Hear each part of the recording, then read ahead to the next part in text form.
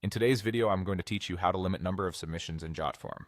If you're hosting a limited time offer, managing event registrations, or simply want to cap responses to keep things organized, setting a submission limit is a quick way to control how many entries your form accepts before automatically closing itself. First, log into your Jotform account so you have access to your forms and settings. Once you're in, open your form in the Form Builder. This is the main workspace where you configure everything about your form, from fields and design to behavior and availability. At the top of the Form Builder, look for the orange bar and click on Settings. This section is where you manage the broader rules that govern your form. On the left panel within Settings, select Form Status. This is the area that determines whether your form is accepting responses and under what conditions it should stop.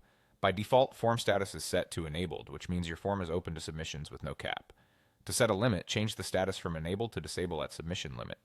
This tells Jotform to keep counting incoming entries and automatically turn the form off once your limit is reached. Next, enter your desired submission limit. Choose a number that aligns with your goals, maybe 50 for a small cohort or 100 for a medium-sized promotion. Keep in mind that this limit is the total number of submissions the form will accept before it disables itself, so plan that number based on the capacity of your team, your event size, or how many entries you want to review. You'll also see a field for the warning message. This is the message people will see if they visit your form after the limit has been reached. Customize it with clear, friendly language, such as, "This form is currently unavailable." You might also add a short note about next steps or timelines so visitors know what to expect. A thoughtful message helps maintain a good user experience even when the form is closed.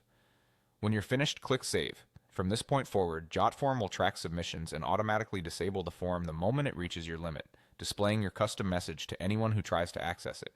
That's all there is to it. With just a few adjustments and settings, you can confidently control your submission flow and keep your process manageable. Thanks for watching, and happy form building.